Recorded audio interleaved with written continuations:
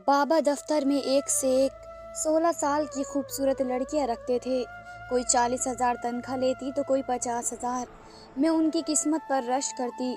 एक रोज़ बाबा दफ्तर गए, मैं ब्यूटी पार्लर से तैयार हुई और अपना हुलिया बदलकर वहां नौकरी लेने चली गई। मेरे होश उड़ गए। बाबा ने रेस्ट रूम में आम लड़की समझकर मेरे साथ। मेरे बाबा बहुत कंजूस थे और मैं उनकी कंजूसी की वजह से बेहद परेशान रहती थी। मेरी माँ न थी और मैं अपने माँ बाप की इकलौती बेटी थी। मेरे बाबा ने मेरी माँ के मरने के बाद दूसरी शादी नहीं की। अब आप ये मत समझिएगा कि मेरे बाबा को मुझसे बहुत मोहब्बत थी, इसलिए उन्होंने दूसरी शादी नहीं की थी कि कहीं मुझ पर सौतेली माँ ना आ जाए। ऐसा कुछ नहीं था। असल वजह ये थी कि मेरे बाबा बेहद कंजूस थे। उन्हें ये फिक्र सताने लगी कि शादी का खर्च कैसे उठाएंगे। अगर उन्होंने सिर्फ शादी भी की तो थोड़े बहुत खर्च से भी वे बहुत कतराते थे। अगर उन्होंने दूसरी शादी कर ली तो घर का खर्चा बढ़ जाएगा। यह भी एक बड़ी वजह थी। मेरी उम्र 17 से 18 साल थी और बाबा को पता था कि रोटी खाने तो मैं उन्हें पका कर दूंगी और घर को भी संभाल लूंगी, इसलिए बाबा ने दूसरी शादी नहीं की।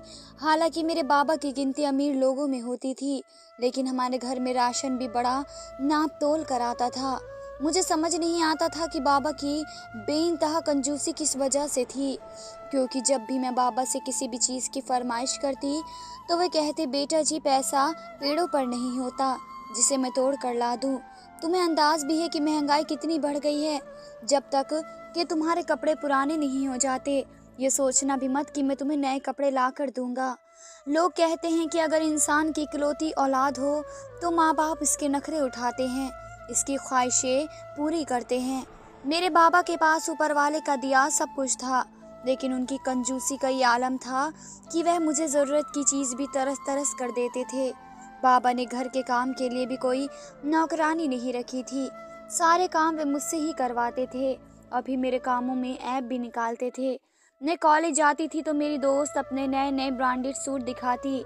हर हफ्ते तो वे शॉपिंग कर रही होती थी, नई नई ज्वेलरी और मेकअप दिखाती और बताती कि वे बहुत बड़े मॉल से शॉपिंग करती है, और मैं उसकी चीज़ों को देखकर ठंडी आहें भर कर रह जाती। इंसान के पास अगर ना हो तो इंसान सब्र भी कर लेता है, लेकिन होने के बावजूद भी ना मिले तो दिल में कसक सी रह जाती है। मेरे बाप के पास गाड़ी भी थी और ड्राइवर भी, और उन्हें ऑफिस में छोड़ने के बाद इस ड्राइवर का कोई भी काम नहीं था, लेकिन इसके बावजूद मैं बसों में धक्के खाते हुए जाती थी और घर वापस आती थी। घर आते ही घर के ढेर सारे काम मेरे जिम्मे होते थे। 20 साल की उम्र में 14 क्लास पढ़ चुकी थी। मेरी ख्वाहिश थी कि मैं आगे इंग्लिश में एमए करती, लेकिन मेरे बाप ने साफ इनकार कर दिया। कहने लगे, इतनी पढ़ाई काफ़ी है, अब घर बैठे और घर को संभालो।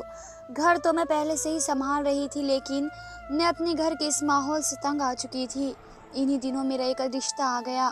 मैंने शुक्र अदा किया कि चलो अच्छा है, बाबा मेरी शादी कर देंगे तो इस घर के माहौल से, इस घर से मेरी जान छूट जाएगी। देखने में वे रिश्ता हर लिहाज से बेहतर था, लेकिन न जाने मेरे बाबा के साथ क्या मसला था, उन्होंने मेरा रिश्ता मना कर दिया।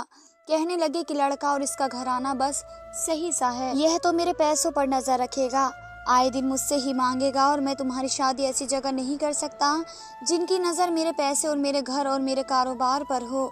ये सुनकर मैं हैरान हो जाती थी। मुझे समझ में नहीं आता था कि मेरे बाबा मुझे जब एक धेला भी देने को तैयार नहीं, फिर इतने पैसों का करेंगे क्या। लेकिन ये राज भी मेरे लिए राज ना रहा। एक बार मैं बाबा को चाय देने उनके कमरे में गई तो दरवाजे के बाहर ही खड़ी हो गई। मेरे बाबा फ़ोन पर किसी से बात कर रहे थे। कह रहे थे कि तुम क्यों फिक्र कर रही हो, अगर तुम्हारा 40,000 में गुजारा नहीं है तो फिर मैं तुम्हें महीने के 60,000 रुपये दूंगा, लेकिन तुम ऑफिस की नौकरी मत छोड़ो।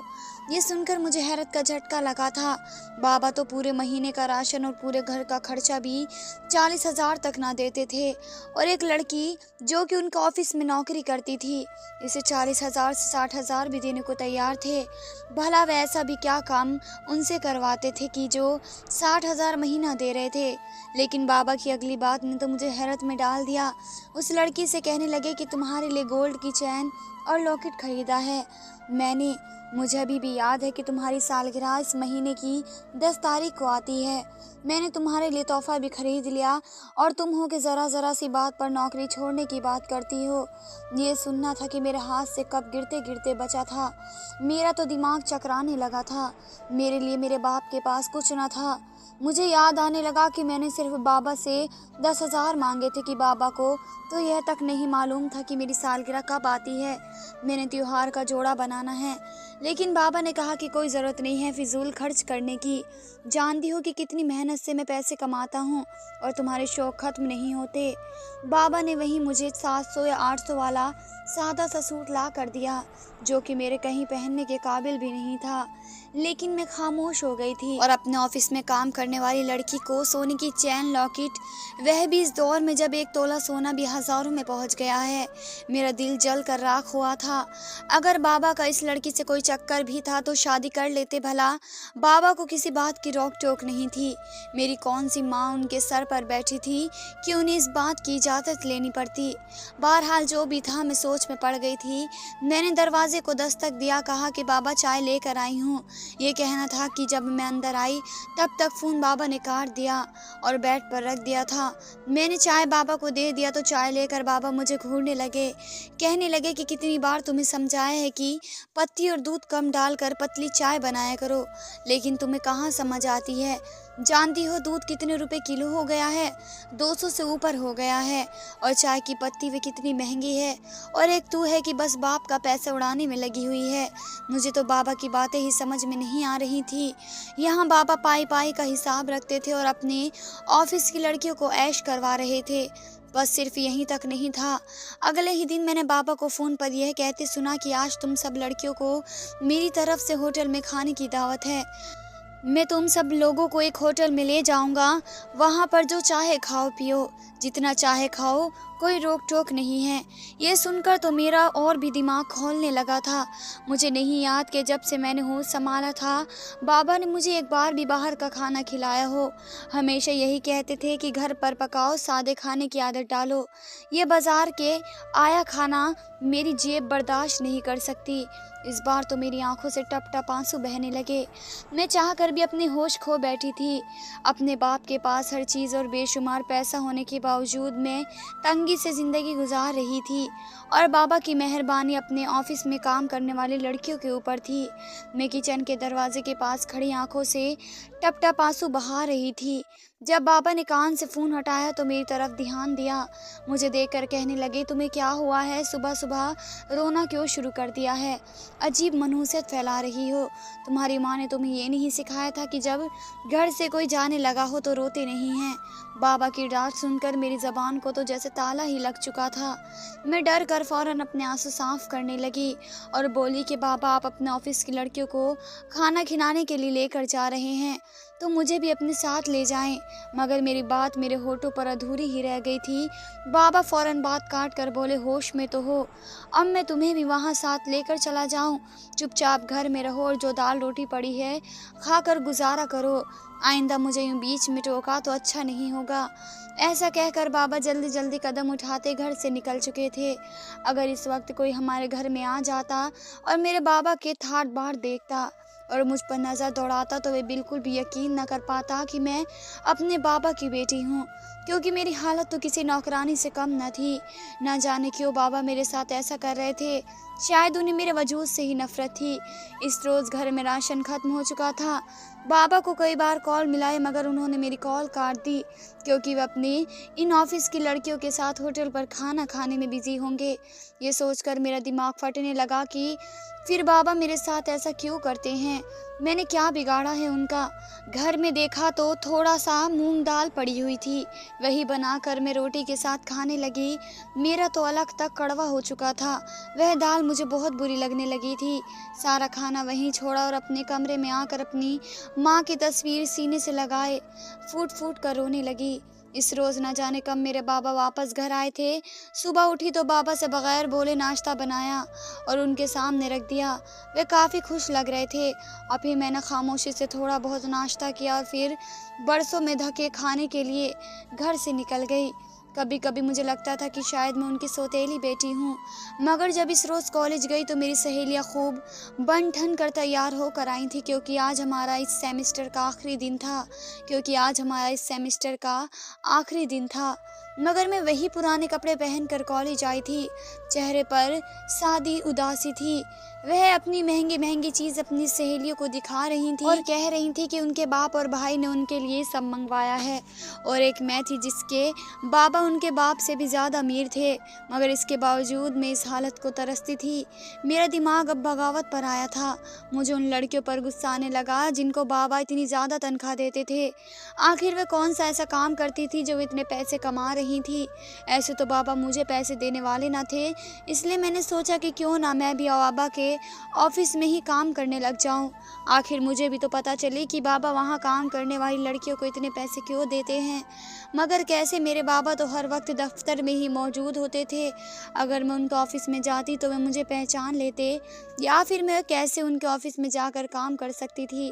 मैंने अपनी दिमाग चलाया, फिर एक प्लान सोचा। मैंने अपने पास जमा पैसे किए और फिर अपनी सहेली के साथ मिलकर मॉल गई और मैंने वहाँ से डिज़ाइन के कपड़े लिए जो इससे पहले मेरे पास ना थे और बाबा ने भी ना देखे थे। वे कपड़े खरीद कर और फिर मैंने ब्यूटी पार्लर जाने का सोचा और मैं ब्यूटी पार्लर चली गई। एक नया सूट पहना और फिर खुद का नक्शा ही बदलवा दिया। मैंने अपनी आंखों में लेंस लगा लिए थे और फिर मेरे माथे और नाक की रंगत ब्यूटिशियन ने बदल ही दी थी। कोई भी ना पहचान सका कि ना ख्वाब के पीछे मैं हूँ। मैंने फैसला कर लिया था कि मैं नकाब पहन कर ही बाबा के ऑफिस जाऊंगी। नकाब में नजर आने वाली सिर्फ मेरी आंखें और थोड़ी बहुत नाक थी और इस तरह मेकअप हो चुका था कि मैं एक पल को खुद को भी ना पहचान सकी। मैं चलती हुई बाबा के ऑफिस आ गई जहाँ रिसेप्शन पर एक लड़की बैठी थी। मैंने उसे नौकरी करने का कहा तो उसने मुझे खुशी से कहा।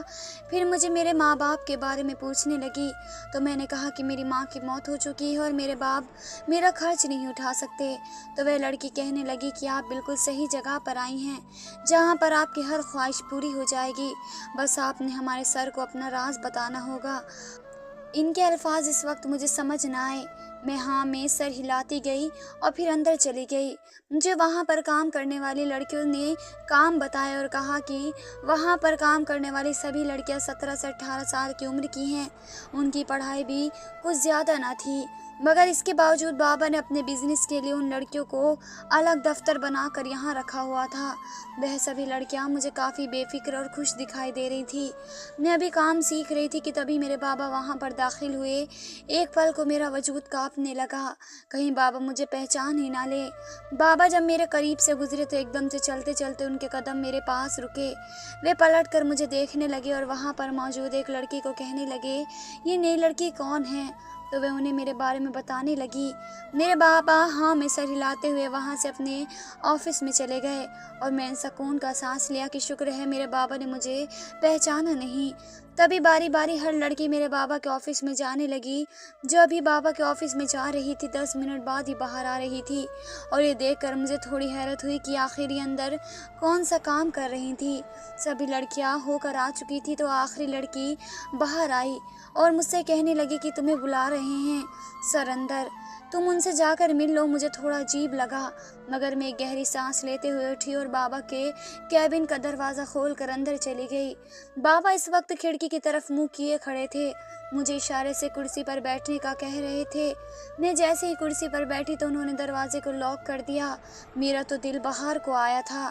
तभी वे चलते हुए मेरे सामने आकर बैठे और कहने लगे, ये कमरा साउंड प्रूफ है, यहाँ की आवाज़ कमरे से बाहर बिल्कुल भी नहीं जा सकती। मैंने नज़र उठाकर बाबा को देखा तो वे मुझसे जो बोले वे सुनकर मेरी जान निकली थी। बाबा कहने लगे कि बताओ तुम्हें क्या परेशानी है, तुम कैसे मेरे इस ऑफिस तक पहुँची हो। मैं तुम्हारी हर मुमकिन मदद करूँगा जैसे आज से पहले लड़कियों की थी। बताओ तुम्हारे साथ कुछ गलत हुआ है या किसी ने करने की कोशिश की है, तुम्हारे घर में क्या परेशानी है। मुझे तो इस वक्त समझ नहीं आया मगर क्योंकि बाबा पूछ रहे थे इसलिए मैंने अपनी आवाज़ एक खास दवा खाकर बदल ली थी। यूं ही मैंने कहानी बनाकर बाबा को बता दी। बाबा गहरी सांस लेते हुए बोले, तुम फिक्र मत करो, मैं तुम्हारा खर्च उठाने को तैयार हूँ। हर महीने तुम्हारे अकाउंट में पैसे भेज दिया करूँगा। बस यहाँ पर रहकर काम सीखो, इसके बदले में तुम्हें तनख्वाह मिलेगी। इतना कहकर एक फाइल में बिजी हो चुके थे और मैं उनका चेहरा देखती रह गई। उनके ऑफिस से बाहर आई, वहाँ कई लड़कियाँ थीं। उन लड़कियों से जब मैंने बातों ही बातों में पूछा तो वे रोने लगी। वहाँ पर जिस लड़की से भी मैंने इसके बारे में पूछा तो वे रो रही थी। कोई कहने लगी कि सर नहीं, फरिश्ते हैं जिन्होंने मुश्किल वक्त में मेरी मदद की। कोई कहने लगी कि मैं विधवा हूँ, मेरे माँ बाप ने छोटी उम्र में शादी करवा दी थी मेरी। मेरा पति मरा तो मेरे मायके वालों ने भी मुझे रखने से इनकार कर दिया।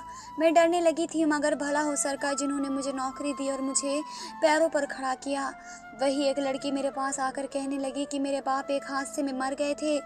मेरे घर में फालिश गिरी हुई माँ थी। मेरा रिश्ता तय था, मगर जहेज के लिए कुछ भी मेरे पास न था। माँ की देखभाल भी करनी थी, इसलिए मैंने सोचा कि नौकरी छोड़ दूँ, मगर सर ने मुझे नौकरी छोड़ने न दी, बल्कि मेरी माँ के लिए एक नर्स रख दी। और वही मेरे दहेज के लिए मेरी सालगिरह पर सोने की चैन और लॉकेट गिफ्ट कर दिया। अब अगले ही हफ्ते मेरी शादी है और मैं सर को ज़रूर बुलाऊंगी। उन सब की बातें सुनकर तो जैसे मेरे दिमाग में आंधियाँ चली थी। मैं वहाँ से ही वापस घर चली आई। मेरे बाबा तो इतना अच्छा काम कर रहे थे, अब मुझे सारी बात समझ आ चुकी थी। वे कंजूस नहीं थे बल्कि सही थे। उन्होंने फिजूल खर्चा नहीं किया। वे घर के खर्च भी पूरे करते, मगर वहीं अपने पैसों का ज़्यादातर हिस्सा गरीब और बेसहारा लड़कियों की मदद करने में खर्च कर देते थे। और जब उन लड़कियों ने मेरे माँ बाप को दुआएं दी तो मैं गहरी सांस लेकर रह गई। मुझे अपने बाबा पर बड़ा ही फक्र हुआ था। मेरे दिल में उनके लिए इज्जत बढ़ गई। बाबा ने राज रखा था, लिहाजा मैंने भी ये राज पास रखने की कोशिश न की और यूं ही जिंदगी गुजारने लगी। जब बाबा ने मुझे खामोश देखा और देखा कि मैं बात बात पर अब उनसे पैसे नहीं मांगती, तो वे खुद ब खुद ही मेरे हाथ पर कुछ पैसे रखने लगे। मैं खुश थी, मुझे अपने बाबा पर फक्र था। उन्होंने कई मासूम दिलों को उम्मीद दिलाई थी। धन्यवाद दोस्तों।